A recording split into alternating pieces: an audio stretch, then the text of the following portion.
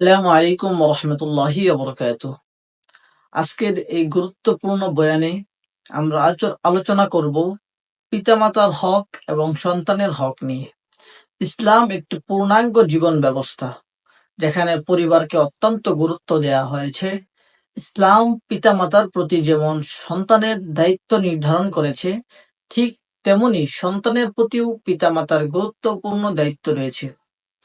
প্রথম অংশ নিয়ে আমরা আলোচনা করব পিতামাতার হক সন্তানের উপর।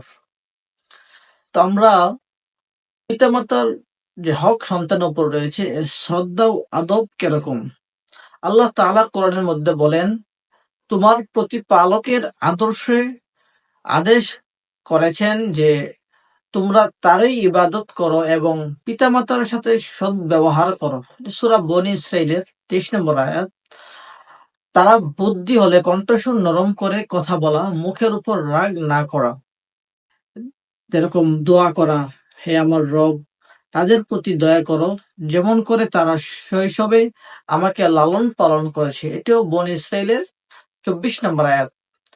প্রতিদিন নামাজের পরে ও অনন্য সময়ে তাদের জন্য মাগফিরাতের দোয়া করা, খেদমত ও সেবা যত্ন করা, তাদের যত্ন নেওয়া, অসুস্থ হলে সেবা করা, তাদের মন খুশি রাখা, তাদের আদেশ মানা যদি সেটা শরীয়তের বিরোধী না হয়। তবে আল্লাহর আদেশের বিরুদ্ধে কোন আদেশ মানা যাবে না, কারণ রাসূল সাল্লাল্লাহু আলাইহি সাল্লাম বলেছেন, আল্লাহর অবাধ্যতায় কারো আনুগত্য নেই। সহিহ বুখারীর হাদিস। দ্বিতীয় অংশ হলো সন্তানের হক পিতামাতার উপর।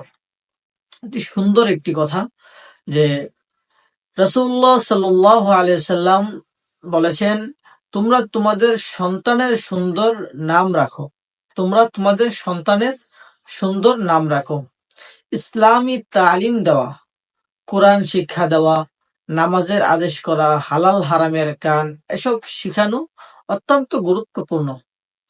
তারপরে যেরকম ভালো চরিত্র গঠনে সহায়তা করা, সন্তান যেন সততা, নম্রতা, আদব ও আকীদার উপর বড় হয় সেদিকে খেয়াল রাখা, প্রয়োজনীয় খরচ ও দায়িত্ব পালন করা, সন্তানের খাদ্য, চিকিৎসা, পোশাক ও শিক্ষা এসব পিতামাতার দায়িত্ব।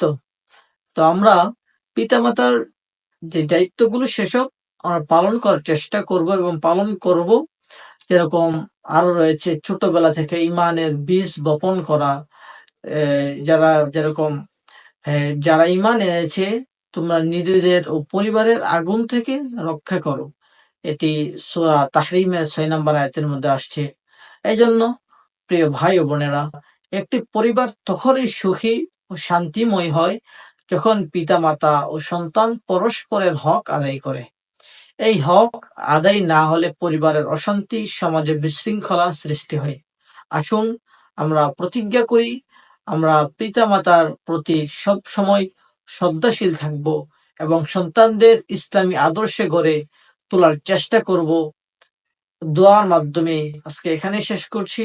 আল্লাহ তাআলা যেন পিতামাতার হক এবং সন্তানের হক উভয়ের হক পালন করার তৌফিক দান করেন। وآخر دعوانا أن الحمد لله رب العالمين. السلام عليكم ورحمة الله وبركاته.